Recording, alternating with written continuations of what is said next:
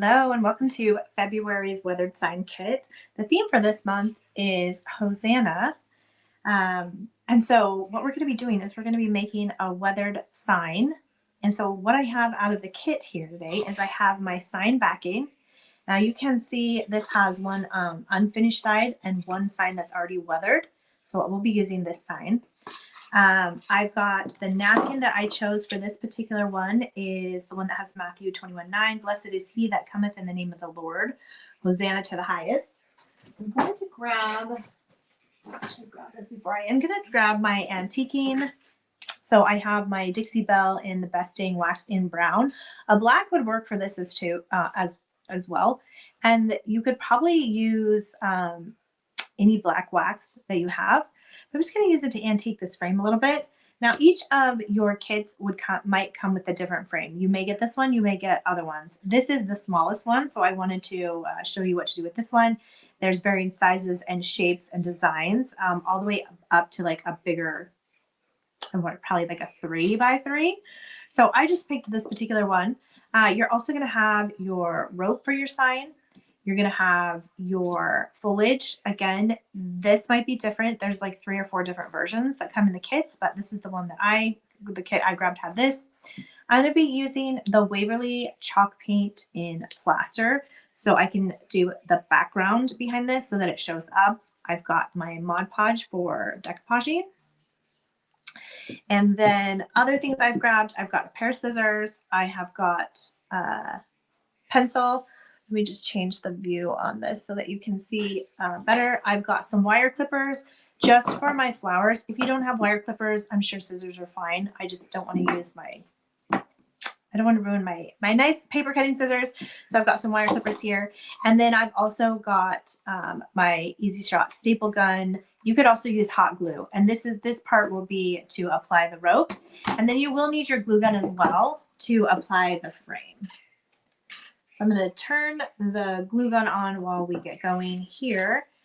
But the first thing that I'm going to do is I'm going to cut out the section of the napkin that I'm going to be using the design for so that I know how much I need to paint. So there's a couple ways that we can do this. And I think what I'm going to do is, this is the reason that I grabbed the pencil.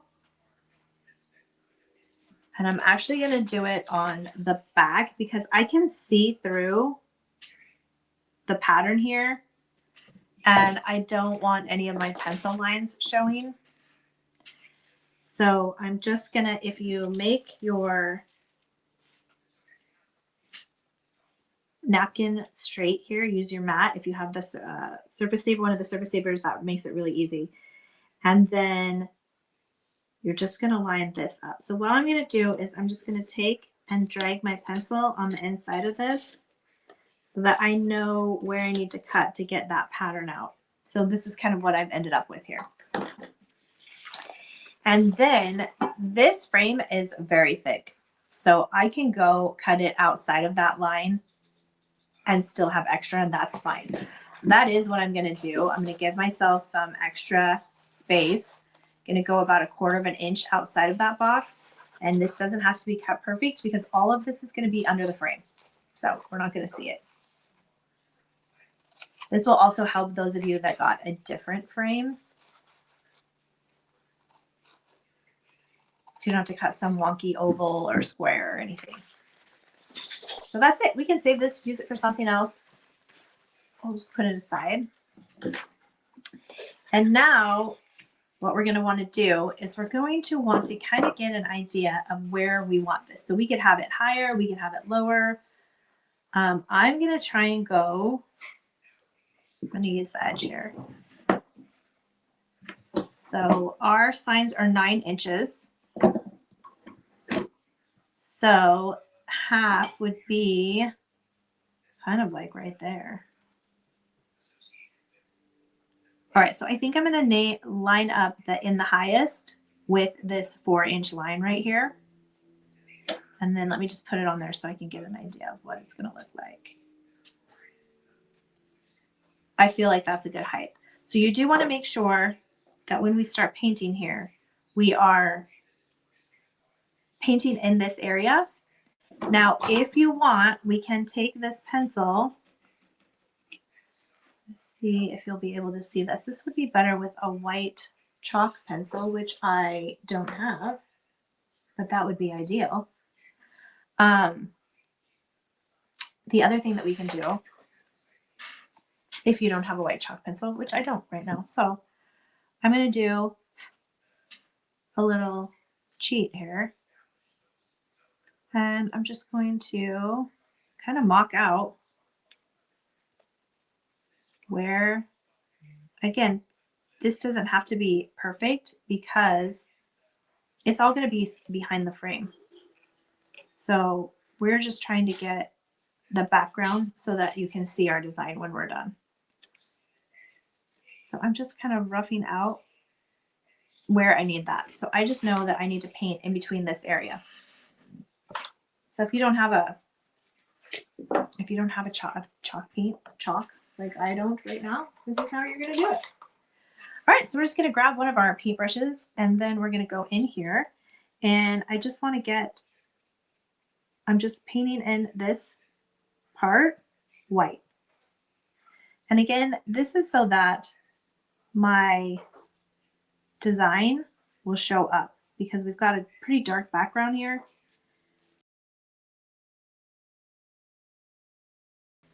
And if we just put the decoupage right on this background, we're not going to be able to see the words. And that is what we don't want. So we're just going to cover. And we might need to do 2 coats. We'll give it a dry.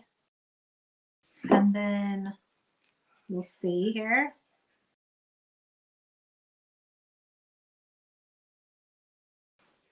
Okay, I'm just going to hit it with the heat gun, just speed it up a little bit here.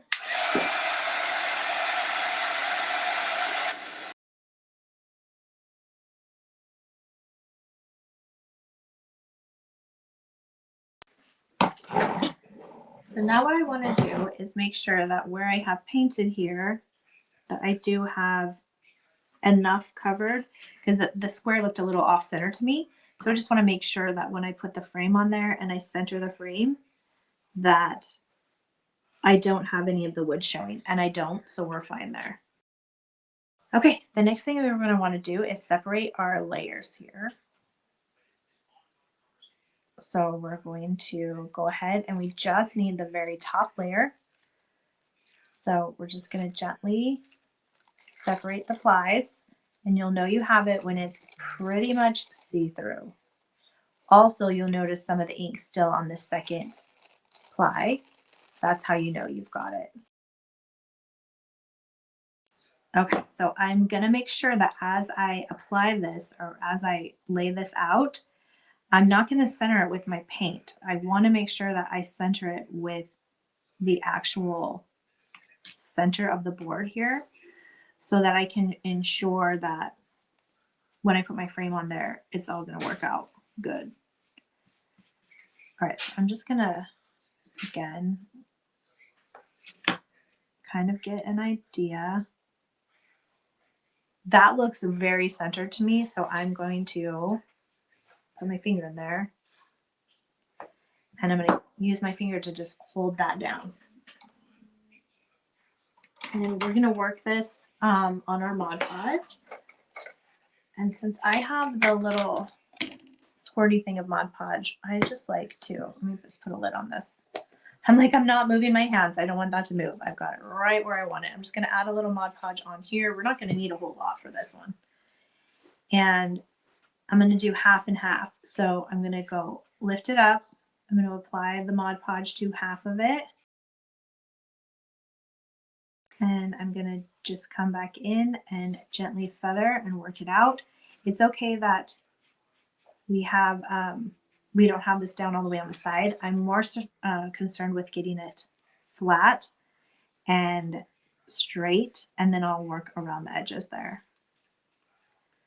So again, just a thin coat of Mod Podge, and I'm going from the center out, top down.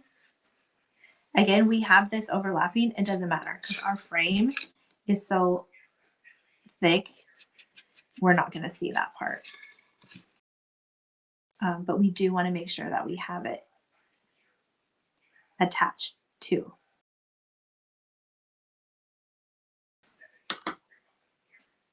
Okay, so now we want to make sure that we have it as thin as possible or as flat as we can.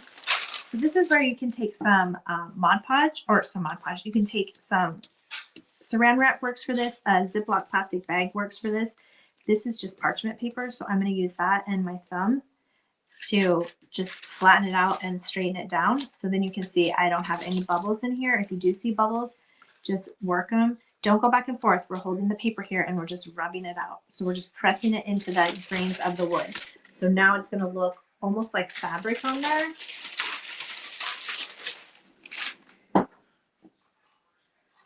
All right, so we are done. I'm going to put the paint away. And we're done with the Mod Podge as well. Very little Mod Podge this time.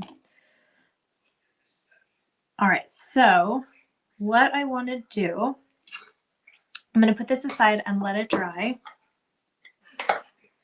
And I'm going to come in and I'm going to just antique this just a little bit. And again, this is a preference. You could use some black paint as well. I just want to see if we can bring out some of these details a little bit more. So I'm just going to come in here and hit it with the wax. And so you can see like some of these details are just coming out a little bit more. You can do this as much or as little as you want. This is also going to help it blend into the wood a little bit. So it's not so bright gold if that's not the style that you're going for. There, so that just kind of softened it up, antiqued it a little bit. Again, as much or as little of that as you want. Like on this particular ones, it has these kind of fleur-de-lis here. I'm trying to bring out a little bit. And like I said, each frame is different. I think there was 10 different frames, the assortment. So yours might not exactly be this one, but it's the same process. All right, I like that.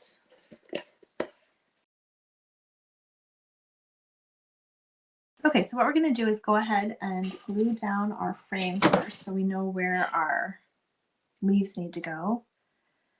And we are going to put some good amount of gloss on there. And then this is where we're going to want to make sure that we have everything straight, because this will be the last chance we have to straighten everything. We're going to give that a good push on there. Put some weight into it. Perfect. All right, now we're going to attach our little floral pieces, our little foliage here. And I am going to cut it right down to where the sprout is, where the leaves are. And the reason being, this particular frame that I have doesn't really have an edge. So I'm actually going to have to like butt that right up against the frame. And so, let me see. All right, I'm going to leave the shorter piece, I am leaving a little longer. The longer piece, I'm cutting all the way off. And then I'm going to do the same on this one. The longer piece, I'm going to cut all the way off. And then the shorter piece is going to have the stem. Okay. And you're going to want to adjust these so that they look right. They look how you want them to look, like how you want them to flow, because this could all be completely different on everybody's project. So, all right, I'm just tucking it, gluing a little glue dot, and I'm tucking it down in there, just right up against the wood and the bottom of the frame. I'm going to do the same thing with the longer piece. I am going to pull the leaf back though on that one because I want to kind of hide where the glue is. There we go, perfect. Gonna let that sit. Then we're gonna go do the same thing on the opposite side here. So again, wherever you want this top one to come out, I kind of like it. This one's kind of coming out the bottom here. I am gonna do the top one, I think, off this corner here. And then it's supposed to look like it's kind of growing out of there. All right, and then I'm gonna see, yeah, I'm gonna tuck this next one under that leaf and just kind of jam it down in there in the same area. So it does look like it's two stems coming out together. And the last thing that we need to do is add our handle. So like I mentioned, you could use glue for this.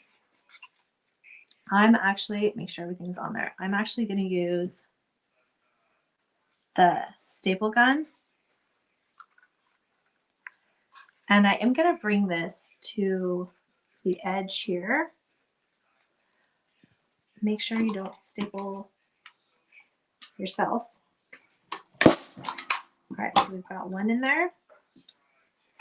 And then you can adjust it for however long you want the sign to hang. So I am going to go ahead. These are, I believe we did 9-inch strings. So I'm just going to leave it the height that it is. I'm going to bend this down again. So I just want to make sure I can put the pressure on here. I did untwist this rope just a little bit so that I can get it flat underneath the stapler.